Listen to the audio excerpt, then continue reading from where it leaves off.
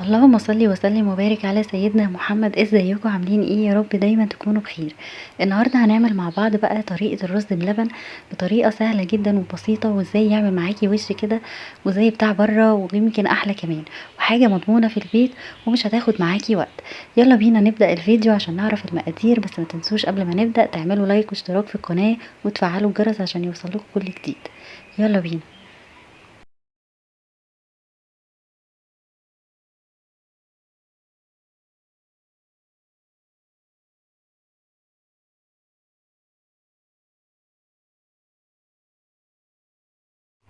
معايا هنا بقى طبعا كيلو من اللبن، وكمان معايا معلقتين كبار قشطة، ومعلقة كبيرة من النشا، ونص كوباية سكر، ومعايا كوباية الا ربع رز انا غسلاه طبعا كويس ومصفياه.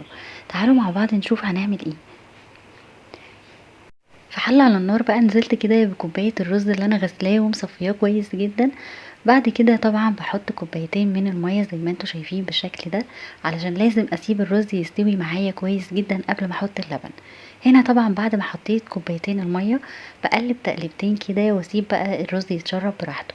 وهنا طبعا بعد ما اتشرب الرز كده واستوى معايا زي ما انتوا شايفين بالشكل ده، هنا الرز مستوي معايا جدا. شايفين بقى شكله عامل ازاي؟ بعد كده طبعا بنزل بقى بكيلو من اللبن. طبعا بحط كيلو اللبن كده زي ما انتوا شايفين، وبقلب الرز شوية كده مع اللبن. واللبن ده يا جماعة انا غلياه طبعا الاول كويس جدا، علشان ده لبن جاموسي، انا مش جايبة لبن طبعا اللي هو في العلب. هنا بقى بقلب طبعا شوية كده لحد كده ما الرز يبتدي يفك معايا زي ما انتوا شايفين كده. ببتدي بقى طبعا احط بقى نص كوباية من السكر حسب الرغبة طبعا زي ما انت عايزاه، عايزاه مسكر عايزاه عادي بشوية زي ما انت عايزة. وهنا طبعا حطيت معلقتين كبار من القشطة. القشطة بقى عامل اساسي جدا عشان يعملك الوش بتاع الرز بلبن زي ما انتوا شايفين بالشكل ده. بافضل طبعًا أقلّب كده في الرز علشان خاطر ما يلزقش في الحلة أو يشيط مني.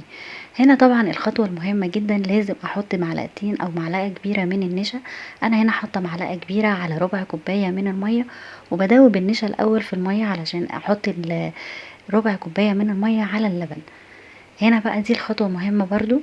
بعد كده باحط كيس فانيليا زي ما انتم شايفين، بيدّي ريحة للرز بلبن وطعمه برضه بيبقى حلو. هنا حطيت كيس بقى من الفانيليا، وبعد كده هجيب بقى ربع كوباية من المية اللي انا دوبت فيهم النشا، وهنزل بيهم طبعا على الرز بلبن بتاعي. بفضل بقى اقلب كده لحد ما الرز طبعا يبتدي يغلي مع اللبن كده شوية بشوية لحد ما يبتدي يتقل معايا. وهوريكم دلوقتي سمك اللبن بعد ما تقل.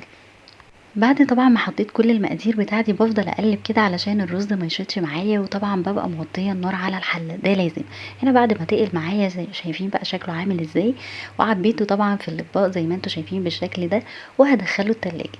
طبعا بحطه في التلاجة عشان يعمل لي بقى طبقه الوش ده بعد ما يجمد. بصوا بقى شايفين شكله بقى عامل ازاي، عامل زي بتاع المحلات ويمكن احلى بكتير، وحاجه نظيفه في البيت وبطريقه سهله ومضمونه بجد. طريقه هتعجبكم جدا. وعايزه اقول لكم ان القشطه مهمه جدا في الطريقه دي، علشان خاطر هي اللي هتعمل لك الوش اللي انتوا شايفينه ده. ممكن تحطي كريمه لباني، بس انا بفضل طبعا القشطه، علشان القشطه دي حاجه كده بخيرها وحاجه نظيفه ومضمونه طبعا. وممكن طبعا تاخدي بقى وش اللبن كده بعد ما تغليه، هو بيعمل برضو قشطه، يعني حاجه كده نظيفه، وكمان هتعمل لك الوش اللي انتوا شايفينه ده. يا رب يكون الفيديو عجبكم. لو اول مره تشوفوني ما تنسوش تعملوا لايك واشتراك في القناه وتفعلوا الجرس عشان يوصلكوا كل جديد. اشوفكم على خير.